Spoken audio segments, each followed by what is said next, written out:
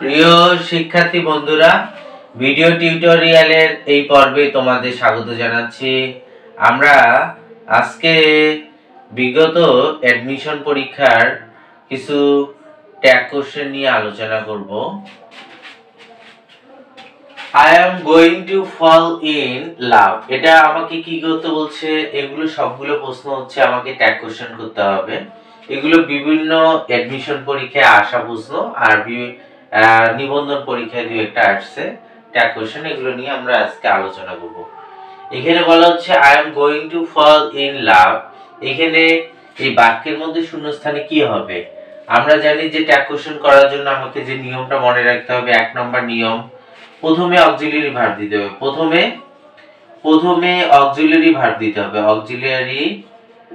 Auxiliary verb দিতে হবে। যদি অক্সিলিয়ারি ভার্ব না থাকে তাহলে আমাকে ডু, ডাস এবং ডিড নিতে হবে। এটা প্রথম হচ্ছে 1 নম্বর নিয়ম ট্যাগ কোশ্চেন করার জন্য। 2 নম্বর নিয়মটা হচ্ছে যে আমাকে কি দিতে হবে? বাক্যটি যদি অ্যাফার্মেটিভ হয় তাহলে আমাকে নেগেটিভ করতে হবে। যদি বাক্যটি নেগেটিভ হয় তাহলে আমাকে অ্যাফার্মেটিভ করতে হবে। মানে যদি নট থাকে তাহলে নটটা উঠে যাবে, আর যদি নট না থাকে আমাকে নট দিতে হবে। 3 নম্বর নিয়মটা হচ্ছে যেটা আমাকে সাবজেক্টের প্রোনাউন দিতে হবে। সাবজেক্টের প্রোনাউন দিতে হবে, কিন্তু সাবজেক্টের প্রোনাউন দিতে হবে। তাহলে আমরা দেখলাম যে এইখানে প্রথমে অক্সিলিয়ারি ভার্ব, সাবজেক্টের পরে ভার্ব থাকে বা অক্সিলিয়ারি ভার্ব থাকে। তাহলে am আছে, তাহলে আমাকে অক্সিলিয়ারি ভার্ব হিসেবে am নিতে হবে।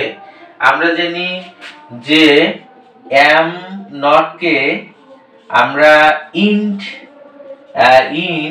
বা আরন লেখা হয়। am not কে int বা আরন লেখা হয়। তার জন্য আমরা কি অক্সিলিয়ারি ভার্ব হিসেবে am না নিয়ে কি নেব? int বা আরন নেব। তাহলে আমরা আরন নিলাম। আরন এটা বাক্যটা হাবোধক, তার জন্য আমরা নাবোধক করছি n অ্যাপোস্ট্রফি। আর সাবজেক্টের প্রোনাউন ফর্ম দিতে হবে। এটা প্রোনাউন হিসেবে I আছে, আমরা I ব্যবহার করব। তাহলে এই ট্যাগ কোশ্চেনটা হয়ে গেল। 4টা অপশনের মধ্যে আমাকে দেখতে হবে যেটা সঠিক, ওটা রাইট করতে হবে। তারপরে যে বাক্য বলা হচ্ছে যে give him a ring, আমরা জানি যে এটা আমাকে যে নিয়মে করতে হবে সেটা হচ্ছে কোন বাক্য যদি মূল ভার্ব দ্বারা শুরু হয়, তারপরে let দ্বারা শুরু হতে পারে, don't দ্বারা শুরু হতে পারে, never দ্বারা শুরু হতে পারে, প্লিজ বা কাইন্ডলি দ্বারা শুরু যদি হয়, প্লিজ বা কাইন্ডলি দ্বারা শুরু হয়, তাহলে আমাকে ট্যাগ কোশ্চেন করার জন্য আমরা শুধুমাত্র উইল ইউ নেব। কি নিব? উইল ইউ নিলে বাক্যটা শেষ হয়ে যাবে। উইল ইউ নেব। তাহলে উত্তর হবে হচ্ছে এখানে যে 4টা অপশনের মধ্যে আমাকে উইল ইউটা নিতে হবে। তাহলে উইল ইউ নেব। তারপরে বলা হচ্ছে যে এভরিথিং লুকড বিউটিফুল। আমরা বলছি যে প্রথমে অক্সিলিয়ারি ভার্ব নিতে হবে। এই বাক্যের মধ্যে অক্সিলিয়ারি ভার্ব নাই, এটা কি আছে? ভার্ব টু আছে। অক্সিলিয়ারি ভার্ব না থাকলে আমরা ডু, ডাজ, ডিড নেব। এখানে ভার্ব টু হিসেবে আছে, তাহলে ভার্ব টু থাকলে আমরা ডিড নেব। আর যদি ভার্বের সাথে এস বাই এস থাকে তাহলে ডাজ নেব। আর যদি ভার্ব ওয়ান থাকে তাহলে আমরা ডু নেব। তাহলে আমরা কি নেব? এখানে ভার্ব টু আছে, তার জন্য আমরা অক্সিলিয়ারি ভার্ব হিসেবে ডিড নেব। বাক্যটা হাবোধক, এখানে নট নাই, এটা হাবোধক, তার জন্য আমাকে নাবোধক করতে হবে n অ্যাপোস্ট্রফি টি দিয়ে। তারপর আমরা জানি যদি কোনো এভরিথিং যদি থিং থাকে, থিং যদি থাকে তার প্রোনাউন হিসেবে ইট হয়। আর যদি বডি বা যদি ওয়ান থাকে এর প্রোনাউন হিসেবে দে হয়। তাহলে এখানে থিং আছে, তার জন্য আমরা প্রোনাউন হিসেবে কি দেব? ইট দেব। তারপর আমাকে এটা মূলত আন্ডারলাইন করে প্রশ্নবোধক দেওয়া যায়, কিন্তু এগুলো 4টা অপশনে আসে, তো বিভিন্ন চাকরির পরীক্ষা বা এডমিশন পরীক্ষায় আমাদের আন্ডারলাইন করে প্রশ্নবোধক দেওয়া যাবে না। কোনটা সঠিক ওই সঠিক উত্তরটা লিখতে দাগ দিতে হয়। তারপরে বলা হচ্ছে যে নান is happy in this world. এখানে আমাদের প্রথম নিয়ম হচ্ছে অক্সিলারি ভার্ব দিতে হবে, তাহলে আমরা অক্সিলারি ভার্ব দেব। বাক্যটা কিন্তু হচ্ছে নাবোধক, নাবোধক হচ্ছে নান, এখানে নো যুক্ত আছে, নো ওয়ান, নান, নাথিং, এগুলো নাবোধক শব্দ। যদি এটা নাবোধক শব্দ তাহলে বাক্যটা হচ্ছে নাবোধক, তার জন্য আমরা অক্সিলারি ভার্ব নেব। বাক্যটা তাহলে কি নাবোধক আমাদের হাবোধক হতে হবে, তাহলে আর নট লেখা যাবে না। আমরা জানি নাউন থাকলে এর প্রোনাউন হিসেবে কি হয়, দে হয়। নাউন থাকলে প্রোনাউন হিসেবে কি হয়, দে হয়।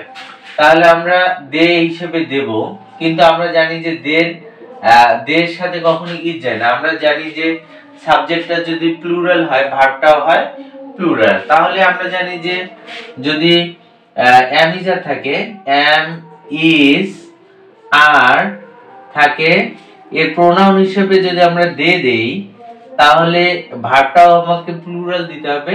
এম ইজ আর এর প্লুরাল হচ্ছে আর, তার জন্য আমাকে এখানে দিতে হবে আর, আর দে। তাহলে যদি হ্যাভ আসে, হ্যাভ হ্যাজ যদি পরীক্ষায় আসে, আমরা যদি প্রোনাউন হিসেবে দে দেই তাহলে আমরা সাবজেক্টটা হচ্ছে প্লুরাল, ভার্বটাও আমাকে প্লুরাল দিতে হবে, হ্যাভটা হচ্ছে প্লুরাল। তারপরে যদি ডু ডাজ, ডু ডাজ যদি থাকে, যদি আমরা দে বসাই প্রোনাউন হিসেবে, যদি দে বসাই তাহলে আমাকে সাবজেক্টটা প্লুরাল, এই ডুটা হচ্ছে প্লুরাল। তারপরে যদি ওয়াজ আর থাকে, ওয়াজ ওয়ার যদি থাকে, আমরা যদি প্রোনাউন হিসেবে দে বসাই তাহলে এটা প্লুরাল, আমাকে এই ওয়ারটা হচ্ছে প্লুরাল, ওয়ারটা দিতে হবে। তারপরে বলা হচ্ছে it is hardly rain at the summer. আমরা জানি আমরা অ্যাপোস্ট্রফি এস, আমরা এখানে যেমন দেওয়া আছে যে অ্যাপোস্ট্রফি এস, অ্যাপোস্ট্রফি ইট দেওয়া আছে, ইট অ্যাপোস্ট্রফি এস, তাহলে আমরা জানি এস অ্যাপোস্ট্রফি এস দ্বারা বোঝা যাচ্ছে এখানে হ্যাজ হবে, না হলে এখানে ইজ হবে। যে ইসের এস আছে, হ্যাসের এস আছে, ইসেরও এস আছে, তাহলে এইখানে বোঝা যায় এখানে কি হবে, আসলে এখানে ইজ হবে না হ্যাজ হবে। তাহলে আমরা এখানে ইট ইজ ধরবো না ইট হ্যাজ ধরবো। আমরা কিভাবে দেখবো এখানে হ্যাজ হচ্ছে কিনা, আমরা যদি জানি হ্যাভ হ্যাজ হ্যাড এর পরে কি হয় ভার্ব 3, আমরা যদি এখানে হ্যাজ ধরি তাহলে এখানে ভার্ব 3 আছে, তাহলে আসলে এখানে ইজ নাই, এখানে কি আছে, হ্যাজ আছে, তার জন্য হ্যাজ অনুযায়ী করতে হবে। তাহলে এখানে কি আছে, হ্যাজ ভার্ব 3, আমরা জানি হ্যাভ হ্যাজ হ্যাড এর পরে ভার্ব 3 হয়, তাহলে আমরা কি দেব, এখানে অক্সিলারি ভার্ব হিসেবে হ্যাজ দেব। বাক্যটা হচ্ছে নাবোধক, এখানে হার্ডলি, আমরা জানি যে hardly, scarcely, barely, seldom, by, তারপরে ফিউ, লিটল, এগুলো নেগেটিভ শব্দ, এগুলো নেগেটিভ, তাহলে বাক্যটা নেগেটিভ, তাহলে আর আমাকে নট বসানো যাবে না। তাহলে কি করব, হ্যাজ ইট, তাহলে আমরা কি লিখবো, হ্যাজ ইট। তারপরে এখানে লেট মি সি, সে দেখো বাস 10টায় চলে, এখানে মূল বাক্যটা হচ্ছে দা বাস গোস এট 10 past, তাহলে এটা মূল বাক্য, তার জন্য ভার্বের সাথে এস বাই এস আছে, তার জন্য আমাকে কি নিতে হবে, আমি ডাস নেব। বাক্যটা হচ্ছে হাবোধক, তার জন্য আমাকে নাবোধক করতে হবে। দা বাসের প্রোনাউন কি ইট নেব। তারপরে বলছে যে let's go to A picnic, আমরা জানি লেটস বা লেটাস যদি থাকে, এটা নিয়ম হচ্ছে লেটস বা লেট যদি থাকে তাহলে এটা ট্যাকুশন করার জন্য আমরা কি লিখবো, শ্যাল উই লিখলে শেষ, শ্যাল উই।